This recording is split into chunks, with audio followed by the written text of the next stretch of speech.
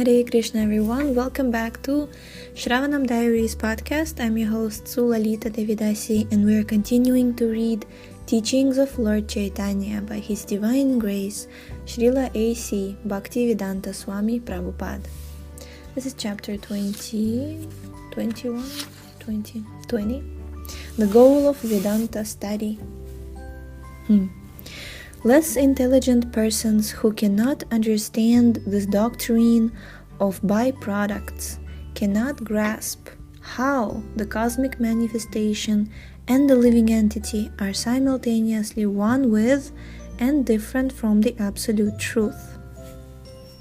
Not understanding this, one concludes that the doctrine of byproducts implies that the absolute truth itself is transformed.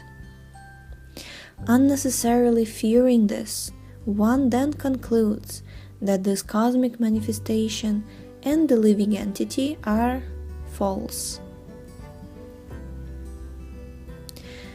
Shankaracharya gives the example of a rope being mistaken for a snake, and sometimes the example of mistaking an oyster shell for gold is cited. But surely such arguments are ways of cheating. As mentioned in the Mandukya Upanishad, the examples of mistaking a rope for a snake or an oyster shell for gold have their proper applications and can be understood as follows. The living entity in his original constitutional position is pure spirit. When a human being identifies himself with the material body, his misidentification is like mistaking a rope for a snake or an oyster shell for gold. The doctrine of illusory transformation of state is accepted when one thing is mistaken for another. Actually, the body is not the living entity, but according to the doctrine of illusory transformation of state, one accepts the body as the living entity. Every conditioned soul is undoubtedly contaminated by this doctrine of illusory transformation of state. The conditioned state of the living entity is his diseased condition. Originally, the living entity and the original cause of this cosmic manifestation exist outside the state of transformation. But mistaken thoughts and arguments can overcome a person when he forgets the inconceivable energies of the Supreme Lord. Even in the material world, there are many examples of inconceivable energy. The sun has been producing unlimited energy from time immemorial, and so many byproducts result from the sun. Yet, there is no change in the heat and temperature of the sun itself. If the sun, despite being a material product, can maintain its original temperature and yet produce so many byproducts, is it difficult to understand that the supreme absolute truth remains unchanged in spite of producing so many byproducts by his inconceivable energy?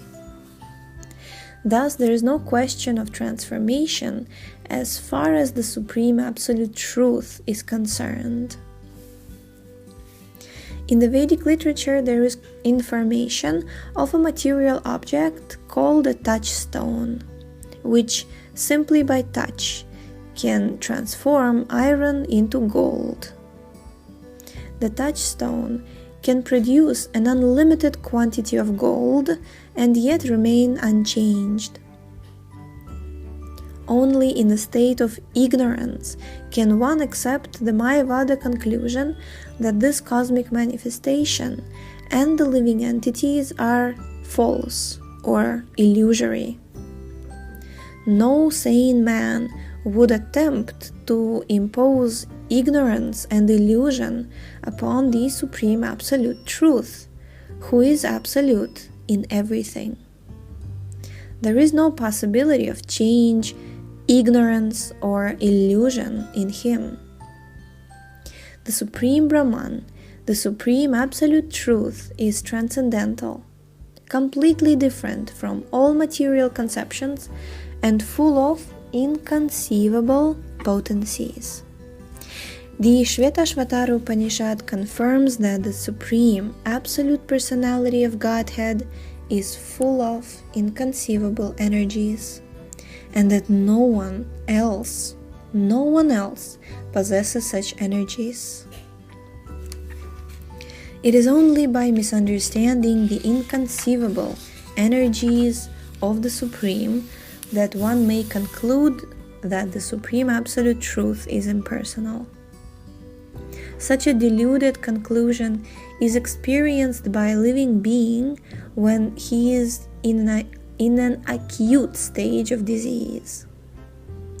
In Srimad Bhagavatam 3.33.3, there is a clear statement that the Supreme Atma, the Lord, has inconceivable and innumerable potencies. It is also stated in the Brahma Samhita 5.5 that the Supreme Spirit has many variegated and inconceivable energies. Nor should one think that there is any possibility of ignorance existing in the Absolute Truth. Ignorance and knowledge are conceptions in this world of duality. But in the Absolute, there cannot be any ignorance. It is simply foolishness to consider that the Absolute is covered by ignorance. If the Absolute Truth could be covered by ignorance, how could it be said to be absolute? Perfect logic, isn't it?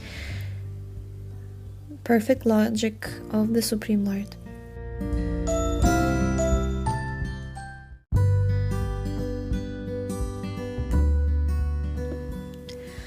Understanding the inconceivable energies of the Absolute is the only solution to the question of duality. This is because duality arises from the inconceivable energies of the Absolute. By his inconceivable energies, the Supreme Absolute Truth can remain unchanged and yet produce this cosmic manifestation with all its living entities. Just as a touchstone can produce unlimited quantities of gold and yet remain unchanged. Because the Absolute Truth has such inconceivable energies, the material quality of ignorance cannot pertain to him. The true variegatedness which exists in the Absolute Truth is a product of his inconceivable energies. Indeed, it can be safely concluded that this cosmic manifestation is but a byproduct of his inconceivable energies. Once we accept the inconceivable energies of the Supreme Lord, we will find that there is no duality at all. The expansion of the energies of the Supreme Lord is as true as the Supreme Lord himself. But despite all the variegated manifestations of the Supreme Lord's energies, there is no question of transformation for the Supreme Lord himself. Once again, the example of the touchstone can be cited. In spite of producing unlimited quantities of gold, the touchstone remains the same. In brackets, we therefore hear some sages say that the Supreme is the ingredient cause of this cosmic manifestation.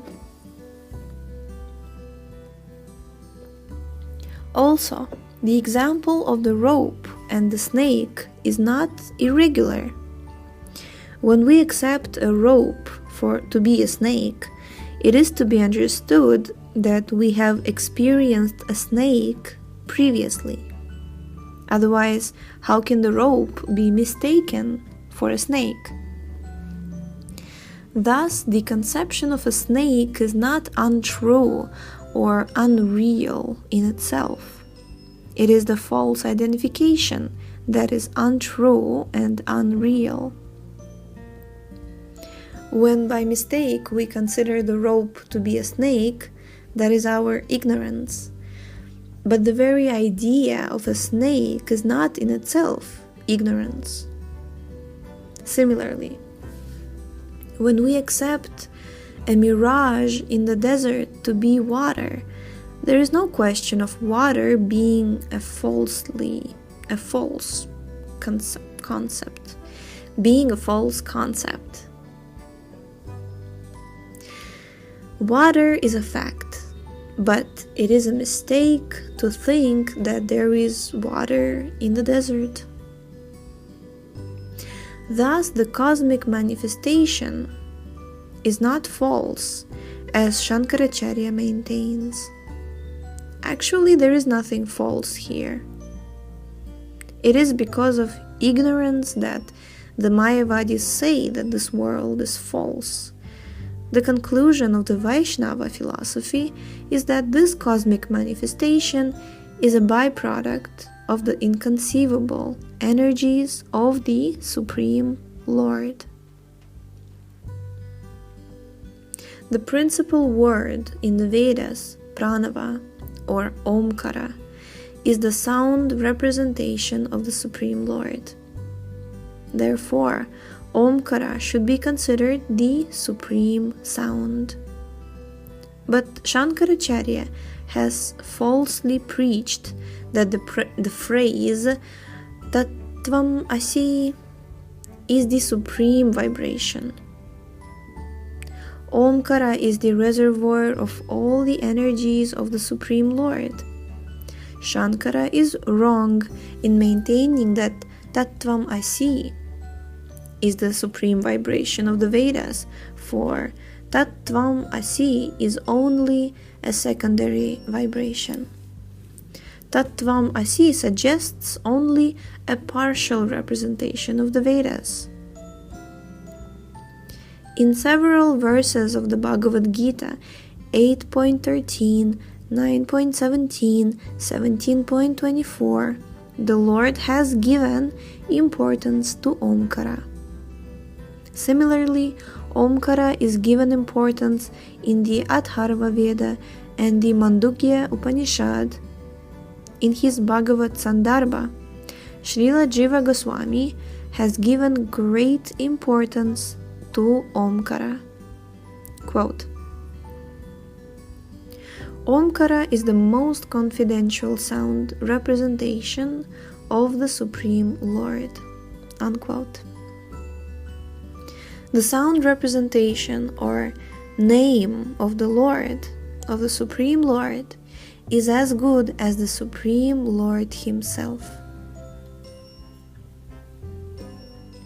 By vibrating such sounds as Omkara, or Hare Kṛṣṇa, Krishna Krishna, Hare Hare, Hare Rama, Rama Rama, Hare Hare, one can be delivered from the contamination of this material world. Because such vibrations of transcendental sound can deliver a conditioned soul, they are known as Taraka mantras. That the sound vibration of the Supreme Lord is identical with the Supreme Lord is confirmed in the Narada Pancharatra. Vyaktam hi bhagavan eva sakshan narayana swayam ashtakshara svarupena mukheshu parivartate. Quote, when the transcendental sound is vibrated by a conditioned soul, the Supreme Lord is present on his tongue. Unquote. In the Mandukya Upanishad, it is said that when Omkara is chanted, one attains perfect spiritual vision. In other words, in spiritual vision, or the spiritual world, there is nothing but Omkara. Unfortunately, Shankara has abandoned this chief word, Omkara, and has whimsically accepted Tattvam Asi as the supreme vibration of the Vedas. By accepting such a secondary vibration and leaving aside the principal vibration, he has given up the direct interpretation of the scripture in favor of his own indirect interpretation.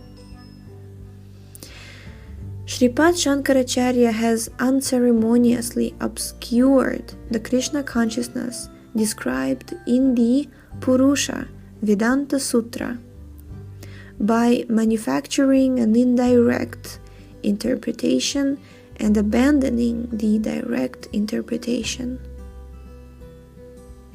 Unless we take all the statements of the Vedanta Sutra as self-evident, there is no point in studying the Vedanta Sutra. Interpreting the aphorisms of the Vedanta Sutra according to one's own whim is the greatest disservice to the self-evident Vedas. As far as Omkara Pranava is concerned, it is considered to be the sound incarnation of the Supreme Personality of Godhead. As such, Omkara is eternal, unlimited, transcendental, supreme, and indestructible. He, Omkara, is the beginning, middle, and end, and he is beginningless as well. When one understands Omkara as such, he becomes immortal. One should thus know Omkara as a representation of the Supreme, situated in everyone's heart. One who understands Omkara and Vishnu as being one and the same and all-pervading never laments in the material world, nor does he remain a Shudra. Although he, Omkara, has no material form, he is unlimitedly expanded and has unlimited form. By understanding Omkara, one can become free from the duality of the material world and attain absolute knowledge. Therefore, Omkara is the most auspicious representation of the Supreme Lord. Such is the description given by the Mandukya Upanishad. One should not foolishly interpret an Upanishadic description and say that it is because the Supreme Personality of Godhead cannot appear himself in this material world in his own form that he sends this his sound representation Omkara instead. Due to such a false interpretation, Omkara has come to be considered something material, and consequently Omkara is misunderstood and eulogized as being simply an exhibition or symbol of the Lord. Actually, Omkara is as good as any other incarnation of the Supreme Lord.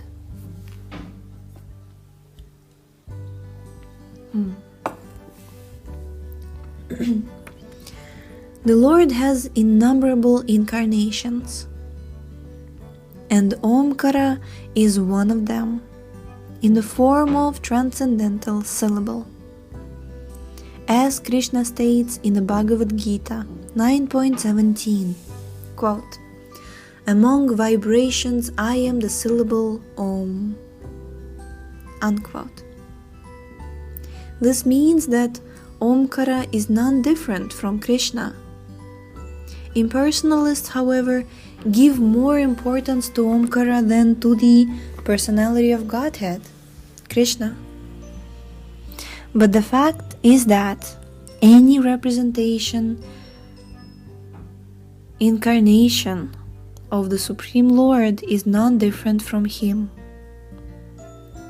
Such an incarnation or representation is as good spiritually as the Supreme Lord. Omkara is therefore the ultimate representation of the Supreme Lord, the ultimate representation of all the Vedas. Indeed, the Vedic mantras or hymns have transcendental value because they are prefixed by the syllable Om.